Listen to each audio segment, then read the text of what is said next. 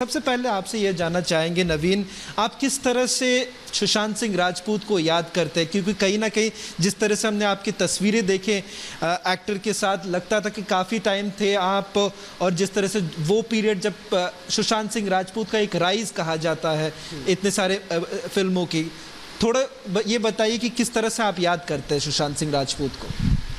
Sushant Singh Rajput actually उनका दिल बहुत बड़ा था। मतलब वो जहाँ एक्चुअली जो भी अगर उनके पास आए, मतलब वो इतने काइंड पर्सन थे कि कोई भी अगर उनको फ़ोटो खींचने भी आता था ना तो कभी मना नहीं करते थे।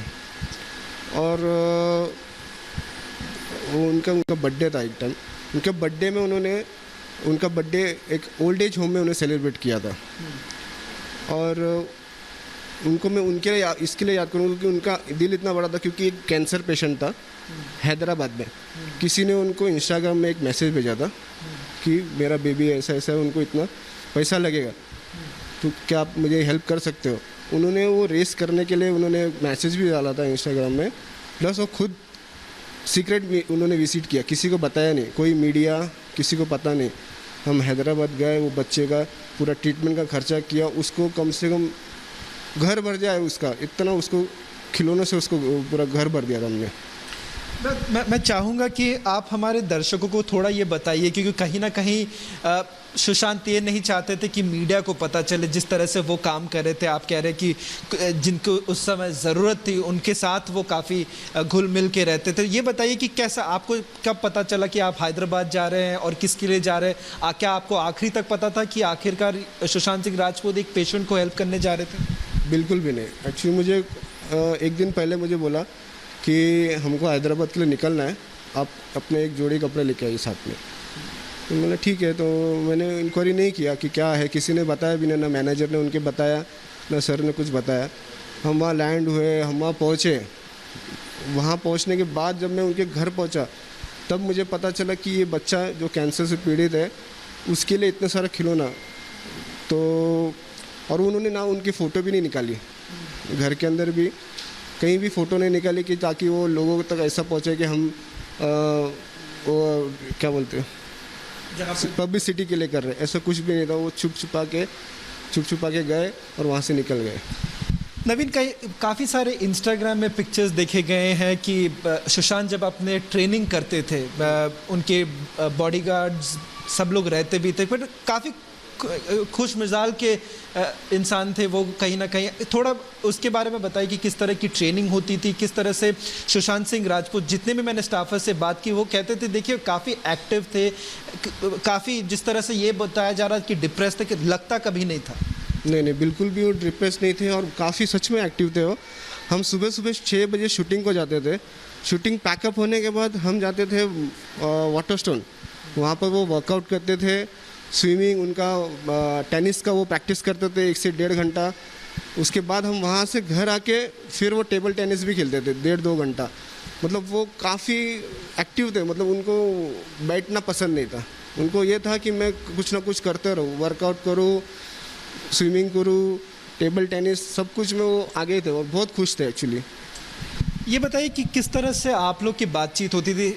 जाहिर है कि ठीक है कि वो काफ़ी एक ऐसे कलाकार थे कि काफ़ी बिजी थे, तो हो सकता है कि इतनी बातचीत ना भी हो, बट आपको कुछ ऐसा याद हो जिससे आप कहेंगे कि आपके लिए एक तरह से मेमोरी, एवर लास्टिंग मेमोरी रहेगा आपके लिए?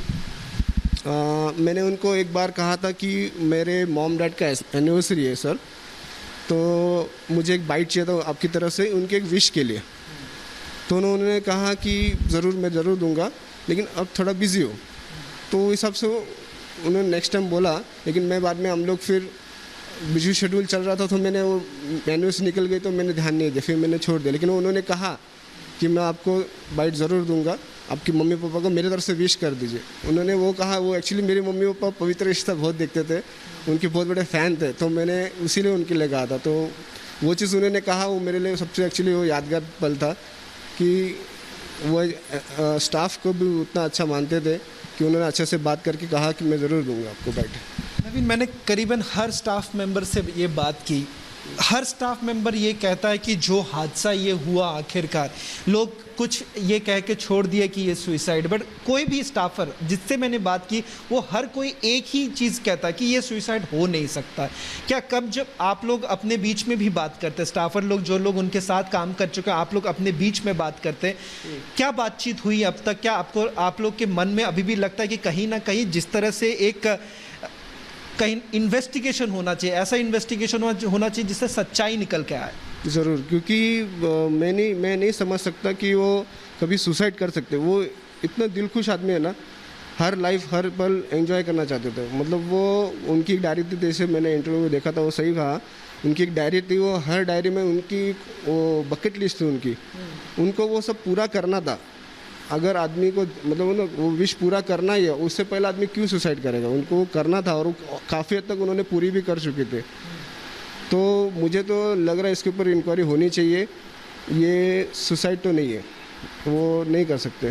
क्या आप डायरी की बात करते हैं कि क्या कभी आपने उनको लिखते हुए देखा, या कभी वो बातचीत में कभी आपने ये सुना कि मुझे कि ये करना है, मुझे आगे जाके ये करना है? कुछ ऐसे बातचीत कभी आपको याद पड़ा हो, ऐसा कोई बातचीत किस तरह से सुशांत सिंह राजपूत आखिरकार एक फ्यूचर की प्लानिंग बहुत करते थे? क्योंकि आप उनके डायरी देखिए तो डायरी में कहीं ना कहीं ये साफ जिक्र है कि वो आगे क्या करना चाहते थे। तो क्या आपको कुछ ऐसे याद है, कुछ ऐसे बातचीत? वो एक्चुअली उनके मैनेजर से बात करते थे, तब वो टाइम पे हमने सुना था कि हाँ मेरे को अभी ये करना बाकी है, मुझे ये करना है। जैसे वो डिज़नी वाला उनका एक सपना था, डिज़नी का उन्होंने पूरा कर लिया। प्लस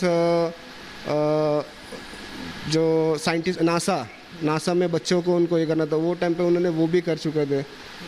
तो बस हमने ऐसे ही सुना था। उनका जो बैग्स, उनके पास एक बैग होता था, वो उनके पास वो डायरी हमेशा रहती थी।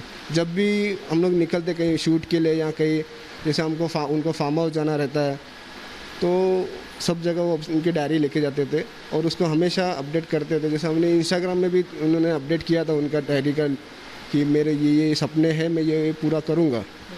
तो उससे भी हमको पता चलता था कि इन्होंने ये लिस्ट बनाई हुई है। नवीन, आपको मैं ये कहना चाहूँगा, क्योंकि काफ़ी सारे स्टाफर्स से जब हमने बात की, जैसे आपने भी ये कहा कि एक निष्पक्ष इन्वेस्टिगेशन होना चाहिए। रिपब्लिक मीडिया नेटवर्क ने भी एक मुहिम पूरी जारी की, CBI फॉर SSR, क्योंकि जिस तरह से करोड़ों लोग हमारे साथ इस वक्त इस मुहिम में जुड़ रहे हैं, वो कहते हैं कि हम चाहते हैं कि आज जस्टिस हो, उनके परिवार वाले ये कहते हैं जस्टिस हो। आपके तौर से ये जो पूरी मुहिम में आप लोग कैसे जुड़ना चाहेंगे?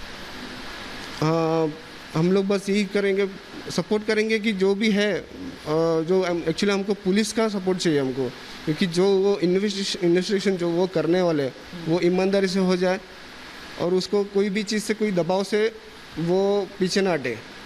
जो भी क्लियर, जो भी पब्लिक के सामने रखे जो सच्चाई है।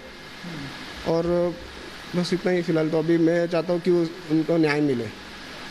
आखिरी सवाल नवीन मैं ये करना चाहूँगा कि करीबन 50 दिन के ऊपर हो चुके हैं, बट लोगों के बीच में, आपके दोस्तों के बीच में, आप लोग स्टाफर जिन लोग आप लोग ने काम किया है, आप लोग के बीच में भी बातचीत हुई है, कहीं ना कहीं आप लोग को दुख पहुंचता है कि जिस तरह से इस मामले को दबाने की कोशिश किया गया है, इसके ऊपर निष्पक्ष इन्वेस्टिगेशन नहीं हुआ।